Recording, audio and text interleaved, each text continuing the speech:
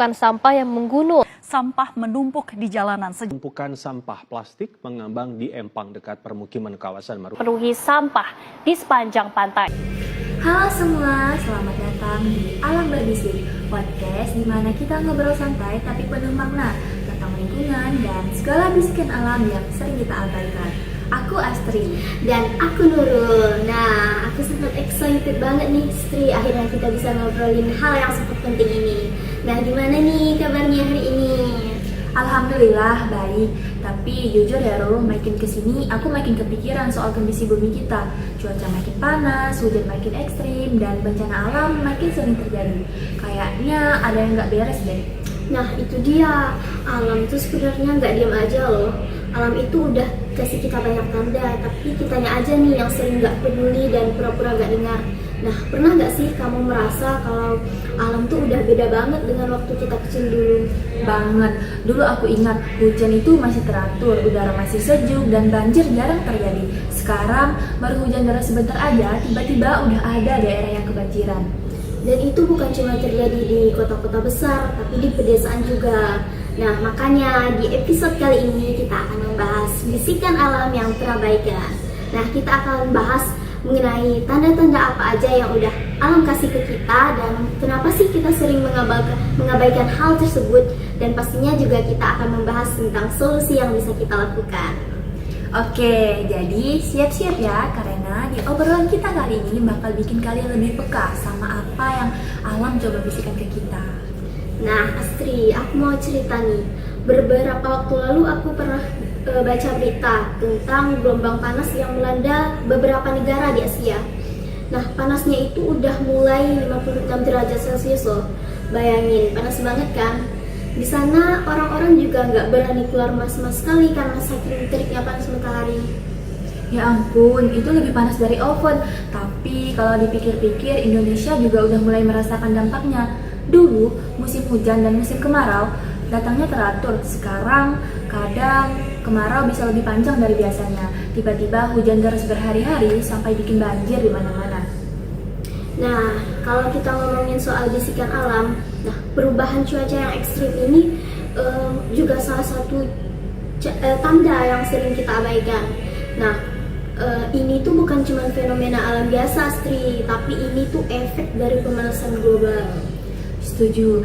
Aku juga pernah dengar cerita tentang petani di Jawa Barat yang panennya gagal total karena cuaca yang nggak menentu. Biasanya mereka tahu kapan waktu yang pas untuk menanam padi, tapi sekarang hujan turun nggak sesuai prediksi, tanah jadi terlalu basah atau terlalu kering, akhirnya hasil panen menurun drastis. Wah, kasihan banget kan? Padahal itu bukan cuma tentang lingkungan loh, itu tuh menyangkut ekonomi dan kehidupan mereka sehari-hari. Tapi aku juga punya cerita menarik nih, Ro. Kamu tahu nggak, ada seorang pemuda di Demak yang berhasil menyelamatkan hutan mangrove. Nah, serius? Siapa dia, Stri? Namanya Ali Mansur. Dia berasal dari desa di pesisir Demak yang dulu sering banget terkena abrasi. Bayangin, tanah mereka makin lama makin terkikis sama air laut. Bahkan banyak warga yang pindah karena rumahnya tenggelam. Duh, sedih banget. Terus gimana cara mereka untuk menyelamatkan desanya? Sebenarnya Ali itu sadar bahwa penyebab utama abrasi ini adalah rusaknya hutan mangrove. Jadi dia mulai mengajak warga sekitar untuk menanam kembali hutan mangrove di pesisir desa. Awalnya banyak yang nggak percaya, kayak cuma pohon kecil doang, mana bisa melawan ombak besar. Masuk akal sih. Kalau dipikir-pikir air laut yang ganas, mana mungkin kan pohon sekecil itu bisa menghalangi air pasang. Banget, tapi Ali nggak menyerah, dia tetap menanam ribuan bibit mangrove. Hasilnya beberapa tahun kemudian hutan mangrove itu tumbuh subur dan melindungi desa dari abrasi. Bahkan ikan-ikan yang dulu menghilang kembali pulih karena ekosistemnya. Wow, itu bukti banget ya kalau alam tuh bisa pulih kalau kita kasih kesempatan. Bener banget, sekarang desa tempat Ali tinggal jadi salah satu contoh sukses rehabilitasi mangrove di Indonesia. Banyak mahasiswa dan peneliti dari luar negeri yang datang dan belajar dari mereka. Nah, keren banget tuh. Jadi dari satu orang yang peduli itu bisa mengubah seluruh desanya ya pastinya. Ya, benar banget. Makanya Ru, sebenarnya tuh Allah udah kasih tanda ke kita. Kita cuma perlu lebih peka dan bertindak sebelum terlambat. Nah, Astrid, menurutmu kenapa sih banyak dari kita yang nggak peduli dengan tanda-tanda yang udah alam kasih? Padahal kita tuh tahu dampaknya tuh udah jelas banget gitu. Aku pikir cuma ada dua alasan utama, Rul. Yang pertama, kita terlalu sibuk dengan urusan pribadi. Pekerjaan, sekolah, dan media sosial semuanya membuat kita nggak punya waktu untuk benar-benar memikirkan perubahan di sekitar kita. Nah, setuju banget. Kadang tuh kita cuman fokus dengan trending topik di internet dibandingkan dengan perubahan cuaca dan udara yang ada di sekitar kita. Persis. Terus alasan kedua, kita sering merasa bahwa perubahan dari kita nggak akan ngaruh banyak, kayak cuma buang satu plastik doang atau cuma pakai satu kali sedotan plastik nggak bakal bikin bumi rusak. Nah, padahal kalau semua orang mikirnya itu tuh dampaknya luar biasa loh. Bayangin, 1 juta orang per hari buang sampah plastik, satu aja buang sampah plastik. Bayangin, kalau 1 tahun kita bisa ngumpulin 365 juta sampah loh. Serem kan, dan lebih mirisnya Rul, kita sering melihat dampak buruknya, tapi kita tetap pura-pura nggak tahu. Tapi untungnya ada nih salah satu kisah inspiratif yang dari Indonesia yang bisa kita ambil contoh untuk kita semua. Nah, kamu pernah dengar nggak kampung hijau yang ada di Bandung? Oh iya, itu yang dulunya penuh sampah, tapi sekarang jadi kampung ramah lingkungan kan? Betul banget. Jadi dulu kampung ini tuh kampung yang kotor, kumuh, penuh sampah. Karena masyarakatnya tuh sering buang sampah ke sungai dan mereka tuh sering membakar sampah tuh di pinggir jalan sehingga udaranya menjadi kotor. Wah, mirip kondisi perkotaan lainnya ya. Persis, tapi ada nih salah satu kelompok ibu-ibu yang sadar bahwa mereka tuh lingkungan mereka tuh harus berubah. Nah, mereka mulai mengajak warga-warga lain untuk mendaur ulang sampah plastik, tidak membuang sampah di sungai, dan bahkan mereka membuat kebun hijau di sekitar pekarangan rumah mereka.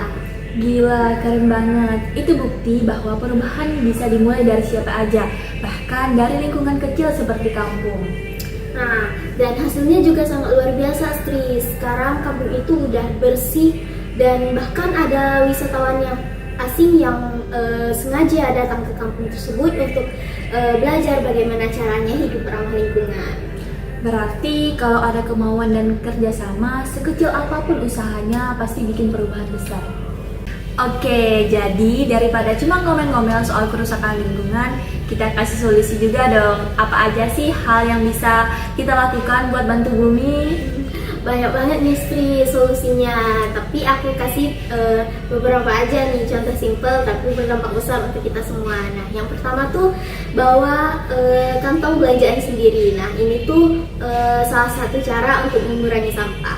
Nah, yang kedua ini kurangi penggunaan kendaraan pribadi. Nah, kalau jaraknya dekat tuh mending pakai sepeda nggak sih?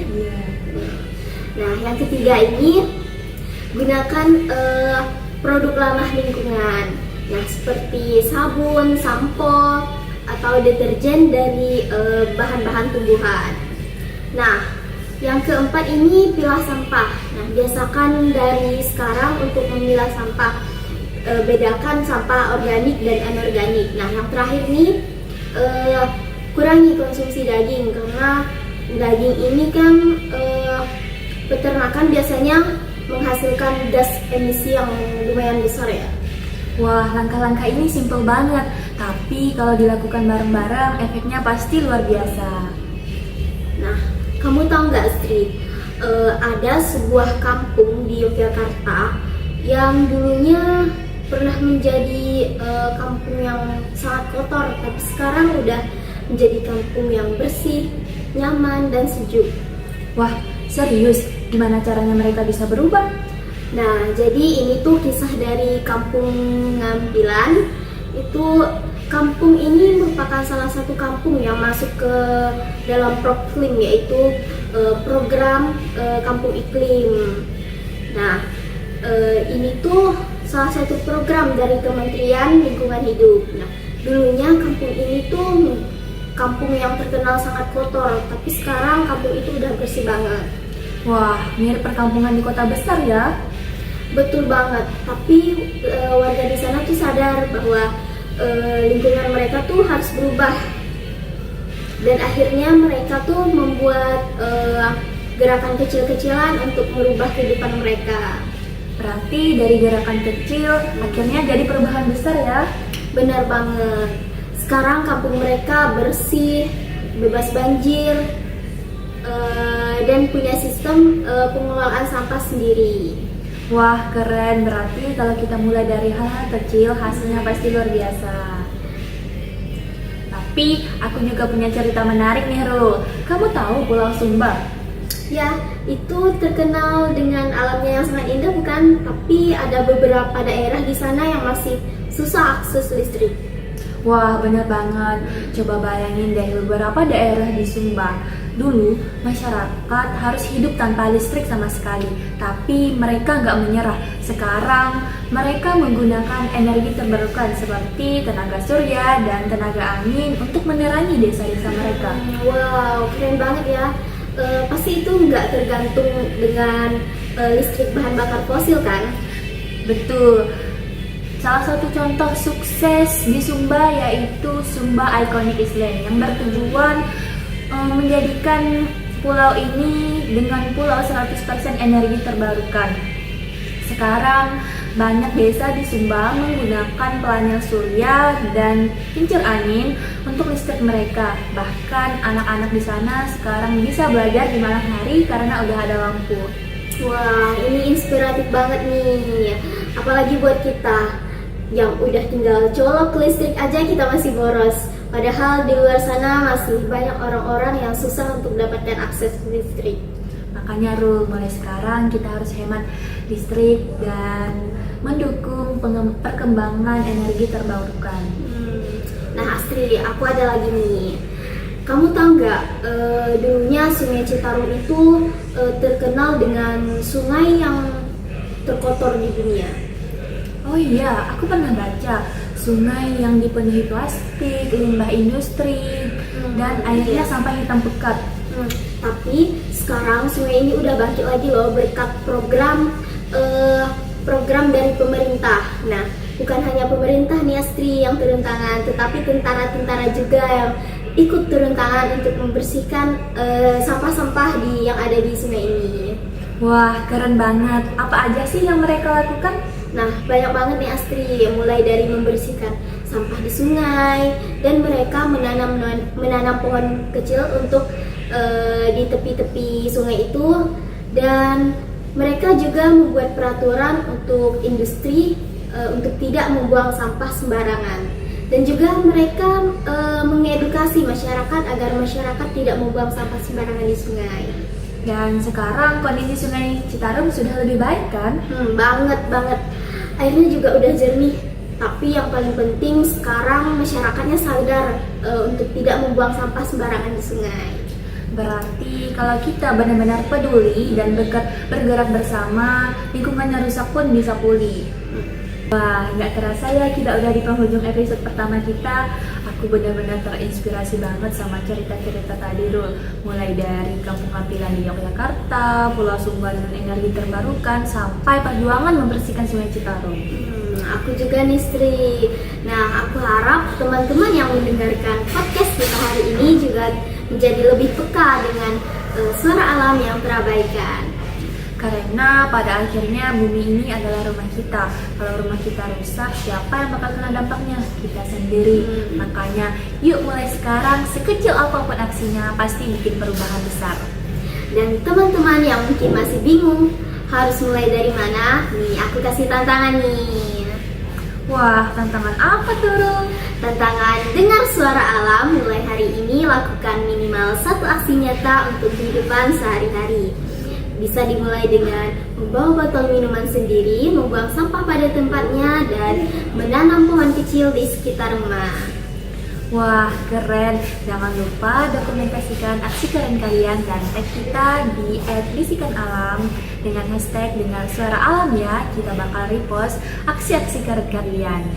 Kita juga pengen dengar nih cerita dari kalian dan cerita kisah inspiratif dari kalian dan cerita menarik tentang bagaimana kalian menjaga alam.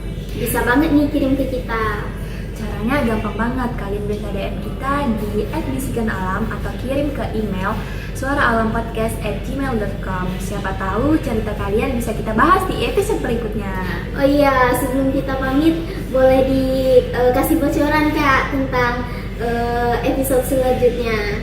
Pastinya di episode berikutnya kita bakal bahas sesuatu yang sering kita anggap sepele tapi berpengaruh besar bagi lingkungan, seperti makanan yang kita konsumsi. Gimana cara pola makan kita bisa berkontribusi ke pemanasan global dan bagaimana cara kita makan dengan lebih ramah lingkungan. Wah, pasti seru banget. Jangan sampai ketinggalan ya. Jadi sampai di sini dulu podcast Alam Berbisik episode pertama. Jangan lupa untuk selalu mendengar suara alam dan bertindak sebelum terlambat. Sampai jumpa di episode berikutnya. Stay green and stay awesome.